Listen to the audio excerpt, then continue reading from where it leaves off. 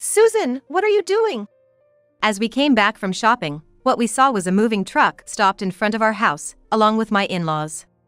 Glancing at me in surprise, my mother-in-law then continued giving directions to the movers. Please, don't just barge into our house on your own accord. Don't you get sassy with me, young lady. Hurry up and open the door. Saying this, my father-in-law reached for my purse. In a panic, I clutched my bag and stepped back. Seeing me like this, my mother-in-law continued with a sinister laugh. Strangers, please leave right now. Dumbfounded by my mother-in-law's words, I was left speechless. However, Tom, having heard all of this, changed his complexion and began to tremble violently. Do you not know who you're talking to, Mom? What are you talking about? I thought that this was the right time to tell the truth. With that thought, I decided to reveal the truth to my enraged mother-in-law. My name is Christy Grubb. I'm 48 years old, and I run an insurance agency. I took over the business from my father. I'm someone who likes to have everything neatly organized, and this job, where I can introduce insurance that suits our clients' needs, suits me perfectly. Since my father's time, we have continued to have good relationships with old acquaintances, and thankfully, business has been booming. I met my husband, Tom, when I was 30, at a work event. A client, a longtime friend of my father, introduced us, suggesting we grab a coffee sometime. Tom was 2 years older than me, a very calm and refined man. Apparently, he had just broken up with a long-term girlfriend who had cheated on him. We hit it off after just a little conversation, and soon after, we started exchanging contact information. It didn't take long for us to start going out together. At that time, my mother wasn't in good health, and I wanted to fulfill her wish to see me in a wedding dress, so I was actively seeking a marriage partner. I think I was in a bit of a rush to get married. On the other hand, Tom wasn't as keen on getting married. Nevertheless, he respected my feelings and, half a year after we met, he proposed to me. I happily accepted, crying and saying, "Please take care of me." After that, things moved quickly. We visited each other's parents and had a small family-only wedding ceremony.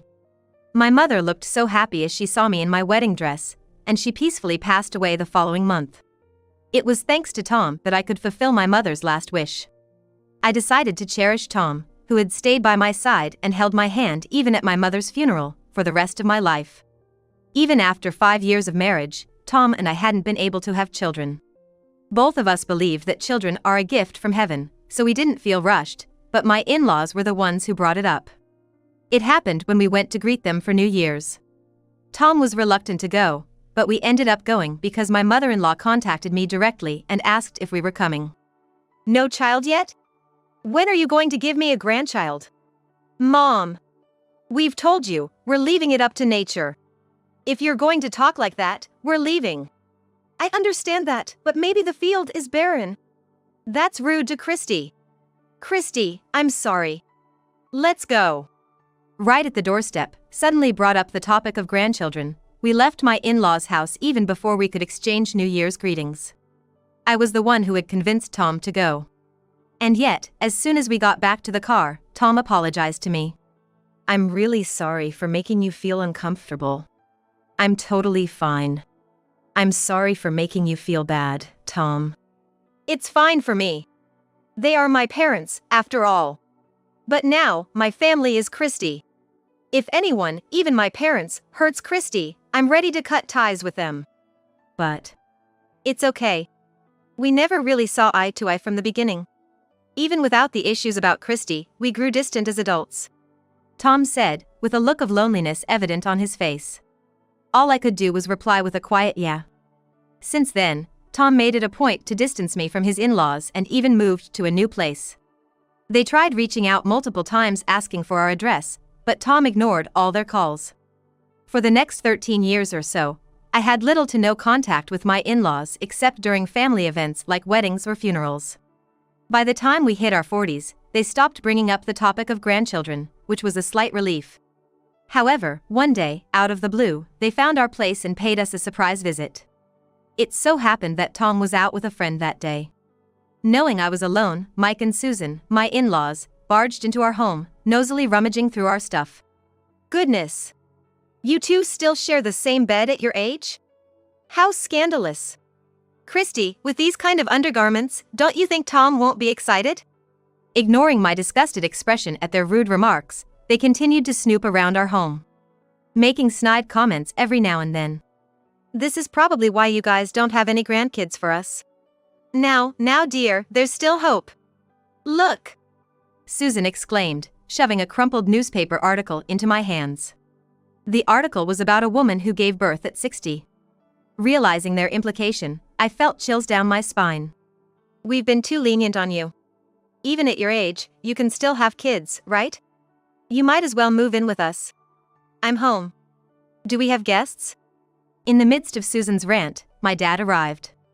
Little did they know, Tom and I had been living with my father since we moved. Tom really cared for my dad, and my dad treated Tom just like his own son. Seeing my dad, they looked shocked. You're having Tom support your own father too? Normally, one would first show gratitude to their husband's parents. I was at a loss for words, not knowing how to respond to Mike and Susan's entitled behavior. We're always grateful for your kindness. I really didn't expect to see Christy's father here. Isn't it a blow to your pride, relying on my son? Well, you know. My dad replied with a vague smile. It seemed they didn't like his response as they looked visibly irritated. Mom, Dad. How did you even find this place? Tom, who returned earlier due to his friend not feeling well, stormed in with a furious expression. Seeing Tom's anger, Susan replied nonchalantly. You never told us, so we hired a detective. It was pretty pricey. You'll pay for it, right? No way in hell I'm gonna pay for that. As Tom said that, he stomped over to Susan, grabbed her by the clothes. Then, forcing her to stand up, he dragged her out of the room against her will. Hey! That hurts! What are you doing? Tom! You're hurting your mother. Stop it right now. Susan let out a piercing scream, followed by a loud shout from Mike echoing through the room. However, Tom didn't care and continued to drag Susan all the way to the entrance, then pushed her out of the house. Don't ever come back here. I'm even considering cutting ties with you guys. Oh my. Is this Christy's doing? What kind of wife have you married? It has nothing to do with Christy. I've made up my mind. Get lost. Though Susan still tried to protest, once Tom threatened to call the police, they reluctantly left. After confirming it, Tom apologized to me and my father. I'm really sorry. I can't believe they went as far as hiring a detective to search for us. They've been incredibly rude. No, Tom, it's not your fault. But I know very well that you're a good kid. Come on, let's eat together. Thank you. Tom, with tears in his eyes, thanked my father repeatedly. And that night, the three of us had a pleasant dinner together. After discussing it, we decided not to move and to call the police if they showed up again. Surprisingly, we thought my in-laws would come back the next day, but weeks passed without seeing their faces, and we thought we could continue our quiet life. A month after my father passed away, Tom and I went on a bit of a trip to buy some memorabilia of my father. On the way back, I couldn't help but scream out. What are you doing, Susan? What we saw on our way back from shopping were movers and my in-laws in front of our house. Susan glanced at me, surprised, and then continued to give instructions to the movers. Don't just enter the house without permission, please. Don't talk back to me, young lady. Just open the door. Mike reached out for my bag as he said this. Panicking, I hugged my bag tightly and stepped back. Susan, with a sinister smile, continued speaking. Outsiders should leave immediately. I was so stunned by her words that I couldn't respond. However, Tom, who had heard all this, was trembling with anger, his face turning red. Do you not know who you're talking to, Mom? What are you talking about? This seemed like the right moment to tell them the truth. Feeling this way, I decided to tell my mother-in-law, who was screaming in a fury, the truth. This is my house, you know? What are you talking about? You made Tom buy this house, right? How shameless can you be? My mother-in-law, Susan, stared at me with a confused and accusatory look. When I looked at Tom, he sighed deeply and began to speak. This is genuinely Christy's house. I'm just living here with her permission. Tom, is Christy blackmailing you? Poor thing. You don't have to tell such obvious lies. Besides, Christy is a housewife, right? What? Tom's eyebrows shot up in response to Susan's words. He was probably angry that she implied I was the kind of woman who would manipulate and hurt Tom by holding something over him, but the main reason was probably because she called me a housewife. What do you mean Christy is a housewife? Christy runs an insurance agency, you know? What are you talking about? She's always at home. And yet, she goes out to spas and whatnot. Just the other day, she was dining at a fancy restaurant with some unknown man. Disgusting. The unknown man Susan was talking about must have been my client. I was invited to a hotel lunch recently by someone who used to be a client of my father's, to talk about old times. Tom was also invited, but he had work that day, so in the end it was just the two of us. Of course, it was also a business meeting to discuss new insurance policies, so it wasn't purely private, and Tom had agreed to it. If she had hired a detective, she should know that I went straight home alone right after lunch. Despite this, she came to a conclusion, which probably meant she really wanted to break Tom and me up. That person is an acquaintance of mine, and first and foremost, a client of Christie's. I just couldn't go that day because I had work, but we do dine together occasionally. Tom! You're being deceived! It's not too late. You can marry a younger woman and have grandchildren. I would hate to marry anyone other than Christy, and besides, I can't have kids with anyone else anyway. What? What do you mean? At Tom's shout, not just Susan, but also my father-in-law, Mike, looked dumbfounded. And I was also frozen in place, not understanding the situation. Neither Tom nor I had undergone fertility tests. That was because Tom said that if one of us was found to have an issue, we would end up blaming ourselves, so we decided against it. A few years ago, when I had a high fever, the doctor recommended that I get tested. So I secretly went and got checked out, and it turns out, I was born infertile. But I thought that if I told you, Christy, you might leave me. Just because you can't have kids doesn't mean I would ever leave you. Yeah, I know, but I couldn't help feeling insecure. At Tom's words, I instinctively hugged him. And Tom hugged me back. I was filled with the resolve to cherish Tom forever. What do you mean you can't have kids? You were a defective product all along. Is this a joke? Have you been deceiving us all this time? My in-laws, Susan and Mike, seemed to have completely forgotten about me and started berating Tom. Tom looked back at them with cold eyes. I've told you guys time and time again that I'm not your toy. To call your own son a defective product, that's not something parents should do. What's wrong with calling a defective product a defective product? Susan was enraged by Tom's words and grabbed him by the chest with both hands, approaching him threateningly. Then, Tom whispered a man's name softly. Hearing that name, Susan's face turned pale and she backed away from Tom. Who is that? Who knows? With a confused look on his face, Mike and a suddenly flustered Susan listened as Tom calmly answered. That's the name of my biological father. What are you talking about? Your father is me, isn't it? I didn't know until recently either. Remember when you guys hired a detective to follow me? Well, I hired one too. And I found out a lot of interesting things. Saying this, Tom showed the screen of his smartphone to Mike. Susan's face was as white as a sheet.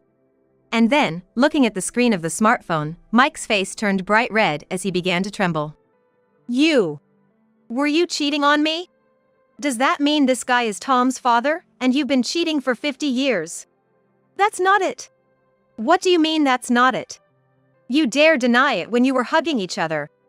Ignoring my in-laws, who started bickering loudly, Tom and I asked the moving company to relocate our stuff to a storage unit nearby. We were told there would be an extra charge, but since my in-laws would be paying and they started this whole mess in the first place, it only seemed fair to make them shoulder the burden. So, I've been raising another man's son, huh? I'm horrified at the thought of spending money on a defective product who isn't even related to me by blood. Tom, you better take responsibility and support me. Got it? Huh? No way. What? You have an obligation to support me. My father-in-law then lunged at Tom. But Tom easily pulled away, flashing a smile. The only one who needs to take responsibility is Mom. I was just born, that's all. Besides, you guys didn't even pay for my high school and college expenses. I've been living on my own since high school. You! How can you say that?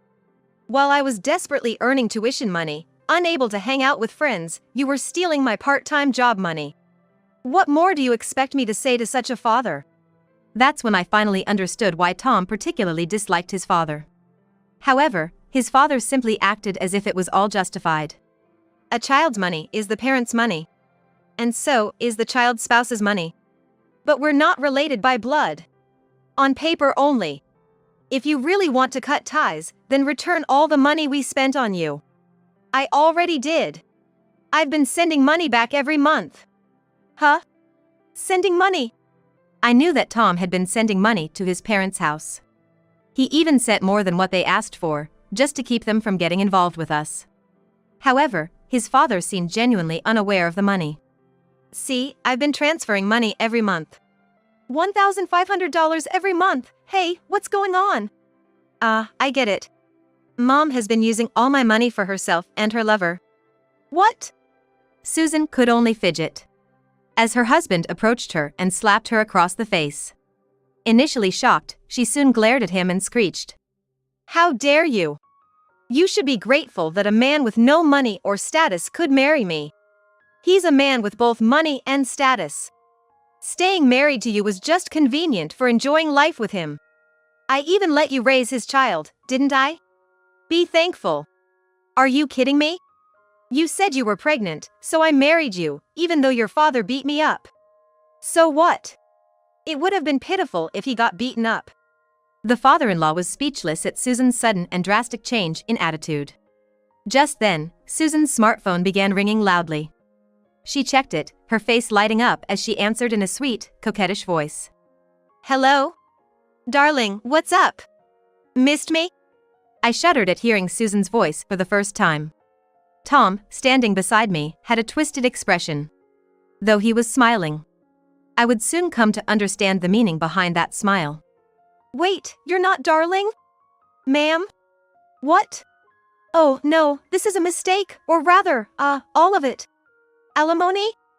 $10 million? Wait, please hold on a moment. Susan was frantically speaking into the phone, but it seemed like she was forcefully cut off and left in a daze. Tom started chuckling. All the evidence photos and recordings must have reached them. What? This is your fault. It's called sharing information. Oh, and by the way, she has no intention of divorcing your boyfriend. He's a son-in-law in her family, after all. Tough times ahead for you. A son-in-law? You didn't even know that? Well, it seems like he's keeping a number of mistresses. He was told by his wife to only cheat with younger women, right? He must be getting an earful right about now. Mistresses! But he said he loved only me.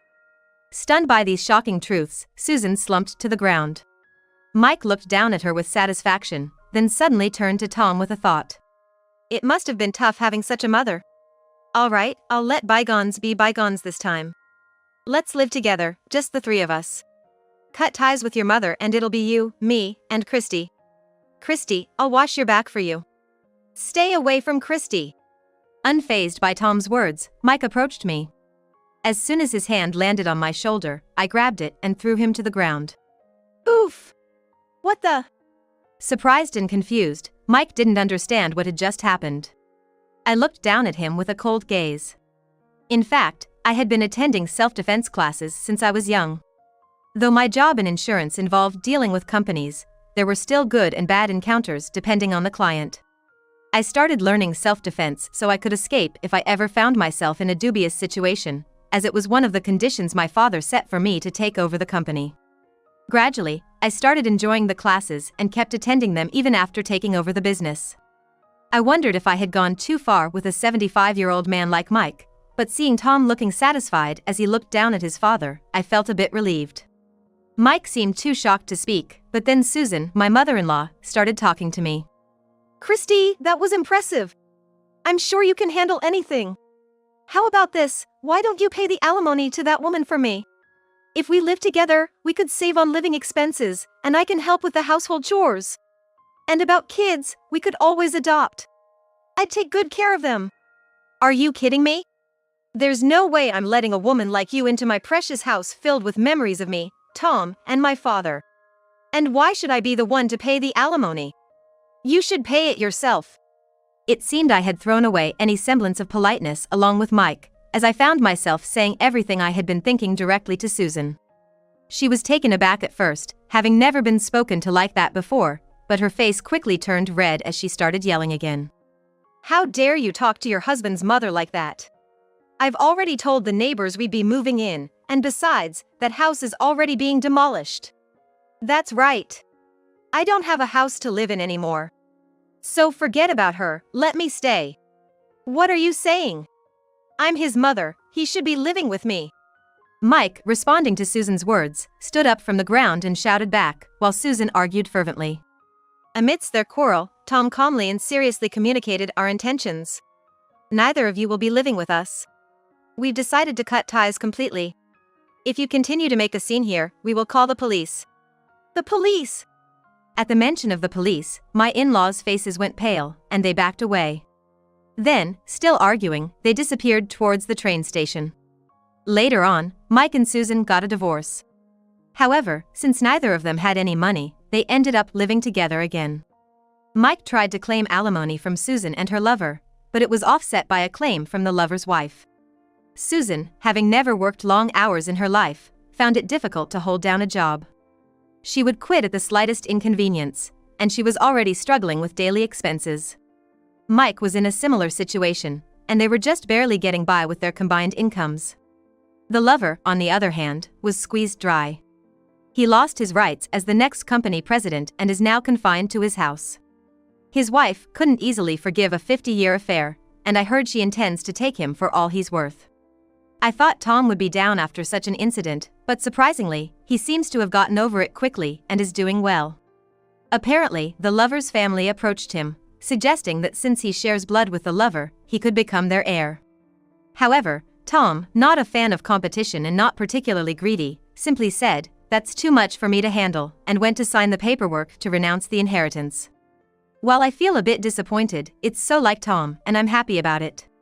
As for me, a business associate recently asked me if I wanted to adopt a cat they had found, and I'm currently excitedly looking up cat towers. I've already decided on a name, Marine. It's a tribute to the frequent fishing trips my father and Tom used to go on, and the cat's eyes are as blue as the sea. Even Tom seems to be in high spirits, eagerly anticipating the arrival of our new family member. The doorbell rang, signaling the arrival of my business associate. Well, time to meet our new family member. Excitedly, I opened the door and greeted them, "Welcome."